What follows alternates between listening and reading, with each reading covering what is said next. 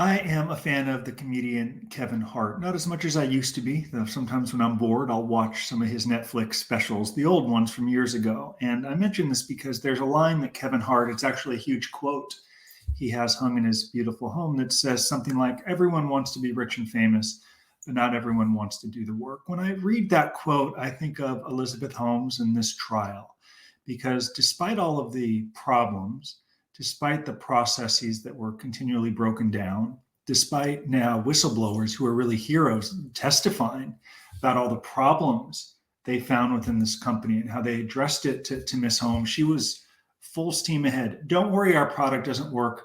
Not a big deal. Don't worry that, Walgreens doesn't have all the fact. Let's keep going. And by the way, make sure my name is on that patent. Make sure I'm on the cover of Entrepreneur magazine. So in my experience, she liked, or from what I have read and learned, she liked the fame and the accolades that comes with stardom and being rich and famous, but perhaps didn't fully pay attention to the work and delivering the product as they promised, as they raised hundreds of millions of dollars on. And as I said in a prior video, yes, some of it's he said, she said, but with the text messages and whistleblowers who are not under indictment, they're really in a position to speak openly. They don't have an axe to grind. And in this video, number 7 in the Elizabeth Holmes trial, and by the way, if you're watching this on YouTube, please like and subscribe. Thank you. If you're listening to our Prison Professors podcast in traffic, because I'll be in traffic here in about 2 hours, driving to the Dodger game tonight. Let's hope they win. So thank you very much for your attention. We know you're busy. These whistleblowers set everything off, and without them, we may not be in a position to learn what happened and potentially hold Balwani and Holmes accountable. So as I transition over to some screen share, we're going to focus on the testimony of someone who started this whole process. And for quite some time, we didn't know who it was. So in 2015, Adam Rosendorff, a former lab director at Theranos, provided information to the Wall Street Journal about his concerns about this company. Of course, this launched the whole investigation, initially started with the Securities and Exchange Commission. And I actually saw a YouTube comment attesting to this, and I thought the same thing. During the depositions in the Securities and Exchange Commission, what did Holmes do well? She blamed others. She, all blame is elsewhere, not on her. So while she wanted the money and the riches and the accolades that comes with it, she didn't necessarily want the responsibility that follows. Kind of like Kevin Hart's quote that said, everybody wants to be rich and famous. Not everyone really wants to do the work. So these are really good lessons to draw from. So based on Rosendorff's testimony and others, we know the Department of Justice eventually charged Holmes with fraud. The Securities and Exchange Commission, of course, is a regulatory agency. Some would argue toothless because it's more civil fines. When the DOJ comes in, it's time to party because they're looking to send people to prison for a long time. On the stand, Rosendorff testified that he resigned from Theranos in late 2014. He left, he said, because Holmes and the management team refused to address quality control issues with Theranos' blood testing technology. Again, want the riches, want the accolades that follow it, but don't want to follow quality control issues when you're potentially dealing with tens of thousands or millions of potential people going through a product that you're supposed to create. It's different than writing a book that people may not read, they may not like it. Okay, could have been better. It doesn't necessarily hurt you. You want it to be a great book. But in this case, without quality control, without best practices to follow, this potentially is going to hurt people. But in their case, it was like consequences be damned. And if something goes wrong, it ain't my fault. At least that's the major defense that they're articulating of the three. Continuing, Rosendorff testified, forgive me, in open court that he felt a sense of obligation to alert the public. And initially, he didn't know how to do it. So when you have this contact with the Wall Street Journal, he reached out, had some conversations. And I can tell you, when you are around, I'm going to get off of this for a moment. When you are around, forgive me, when you are around wrongdoing, it feels good at times to purge, to totally come clean. So, some whistleblowers may not want to bring it home to their family, to their children, to their friends who may have no idea really what they do on a daily basis, but some people just want to talk.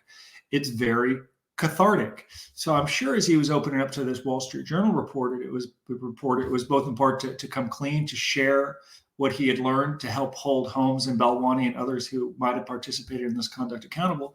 But it's also somewhat cleansing to speak freely and openly. And I think it's excellent. He found a trusted reporter at the Wall Street Journal who kept his who kept his word and who really stood alongside him. Recently, I think it's in this blog that you can access for free, Prison Professors. That reporter really lauded him as a hero, and he is, because his work in coming clean is going to help a lot of people and help ensure this doesn't happen again in the future. Continuing, Rosendorff told the jury that a few months after he started working at Theranos, he wrote an email to Holmes with his concerns about the launch of Theranos' devices in Walgreens stores. He didn't believe Theranos was ready for the rollout, and he tried to delay the launch. He noted how serious it was to use faulty blood testing devices on patients, having to provide patients and doctors that would lead to inaccurate results. So again, it's not just he said, she said, which was a great movie, by the way, in the 80s with Kevin Bacon. Love that film. But rather, here's the evidence. So Holmes can blame Balwani and others, and she'll probably say this, whistleblower's out to write a book and get rich and famous. Who the hell knows, right? Oh, he's going to go do a TED Talk and make up all these things about me. That's sometimes what you hear.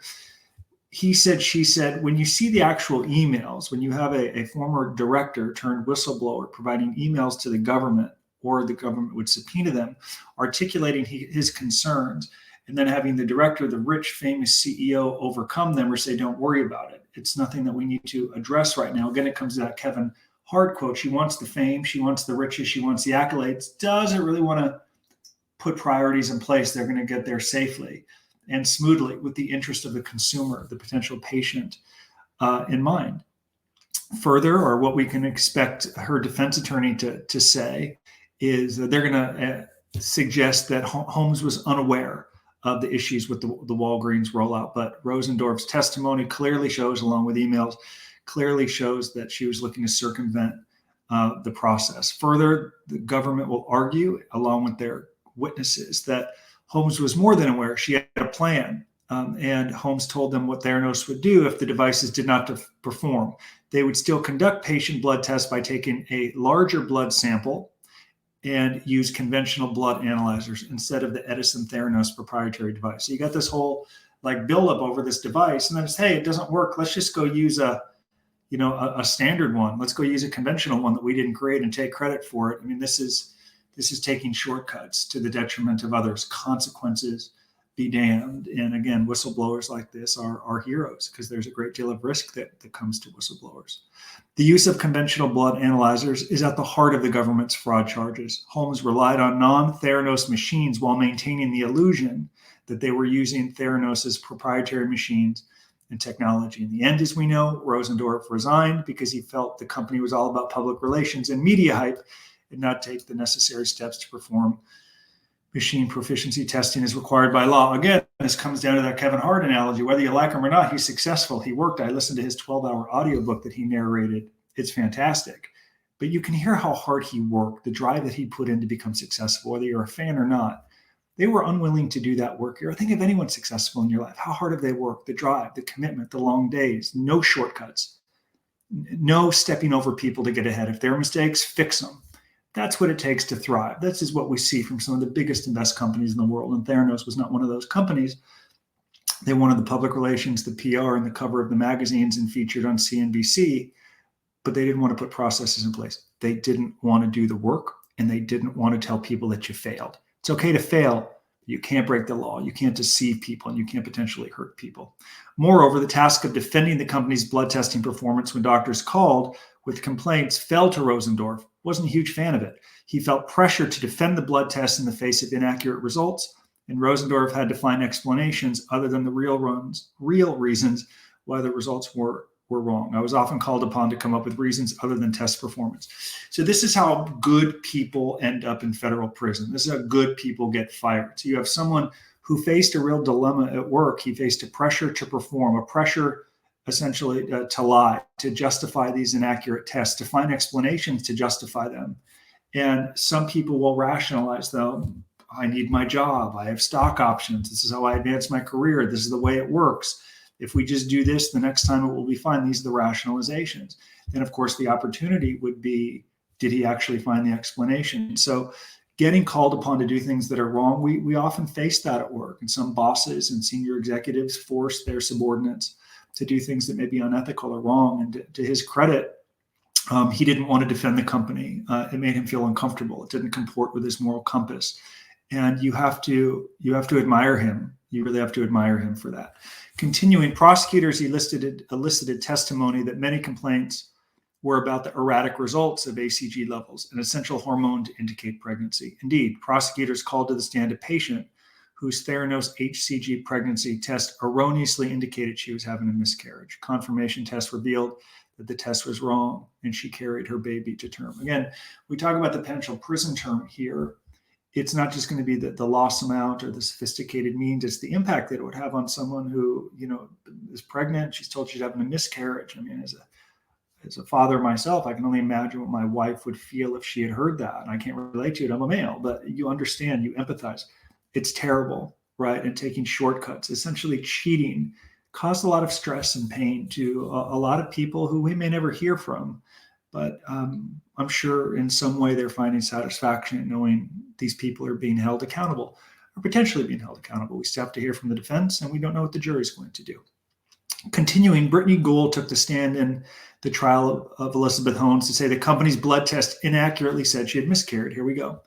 Although the judge did not allow Gould to testify about the inaccurate test's impact on her, the jury will likely imagine it was very traumatic, as I just alluded to. The reason for limiting patient's testimony to just the facts of what happened is to avoid undue prejudice of Holmes.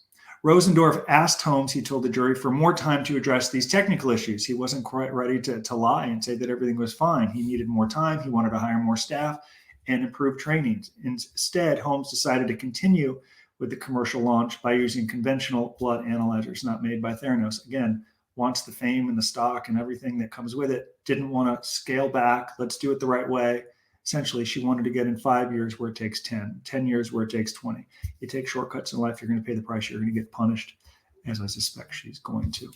Continuing as we wrap up this video, the 7th one in our series on the Elizabeth Holmes trial in 2015, the Wall Street Journal also raised concerns about the accuracy of this blood testing technology, based in part on what Rosendorff revealed to the paper. When the journal broke the news that this technology was unreliable and Theranos was using non-Theranos machines, members of the board naturally became alarmed. Specifically, one board member, Mattis, Mad Dog as he likes to be called, has already testified, and additional board members are likely to testify as well. I suppose when they do case studies on Theranos, our team has also written a case study on this in addition to the videos. You're going to see breakdowns of the board, how much they knew. I think there was a lot of social proof with this company. When you see Mattis and Bill Clinton and others investing, people presume they did their due diligence. They did their homework. If it's good enough for a former president, good enough for me, who do I write a check to? So a lot of buzz, a lot of social proof. Somebody had already proven the concept, so to speak, by investing, getting on the board. And, there's been a lot of board breakdowns over the years by some of these. I think the board at Theranos was making $150,000 a year. And you can wonder to what degree the board was holding these people accountable. Emails and testimony from the trial so far reveal that the board pressed Holmes for answers in the wake of the reports. I think that's a good thing. Doesn't always happen as we look back on scandals over the last 2 decades. So I like reading that the board was looking to hold her accountable and get questions. Holmes emailed the board a day after the Wall Street Journal article and said Theranos was close to getting FDA approval, but the company could not use its collection devices in the meantime. In fact, the FDA had denied approval for the tiny blood collection devices at the time, which board members did not know. As we wrap up, many board members, including Mattis, assumed that Theranos was using its proprietary analyzers, not third-party machines. Naturally, they felt blindsided, as anyone would. Until the Wall Street Journal reports began, they were unaware of the extent to which Theranos machines were malfunctioning and inaccurate. Board member William Frist, a former senator, a surgeon, and the only board member with real medical experience, wrote in 2015, integrity of lab data is at the heart of everything. Nothing else matters if we can't demonstrate that quickly. So to conclude the 7th video in our Elizabeth Holmes trial, we have to applaud Rosendorff, the whistleblower, for bringing this to the Wall Street Journal in 2015, for addressing this failing technology. And somehow this reporter did a great job of keeping him private until now. And we personally applaud John Carreyrou, who recently applauded him, saying, Adam Rosendorff was my first and most important source. I couldn't have broken the story without him. Hats off to his integrity and his courage. He's one of the heroes in this story. A lot of people who joined Theranos were real believers, as Rosendorff said he was. He got into that space and company to help people, and I'm sure it was devastating to him to learn they weren't fulfilling their mission. And to his credit, he wasn't going to allow it to continue and potentially get swept into criminal conduct, because our team at Prison Professors knows too many people who are in federal prison for lengthy periods of time because they came across wrongdoing. They didn't stop it. They facilitated it, or they facilitated it at the urging of their boss or senior partner, and they justified it. Well, it's my job. My rent was on the line. My mortgage was on the line. My health insurance was on the line. My bonus at promotion. It's very easy, as I have said before, to make the right decision in federal prison when taxpayers are paying your bills. Very easy to make the right decision when you're in a college classroom and others may be paying your bills. It's much harder when you're in the real world with real consequences. For that, we dedicate this YouTube video to Adam Rosendorff, and we congratulate him for stepping up and whistleblowing to tell the truth and help ensure that people who break the law are held accountable. Until our next video, thank you for listening to our podcast. And if you're watching this video on YouTube and if you find value, please like and subscribe. I'm off to go see my Dodgers beat the Cardinals. Goodbye.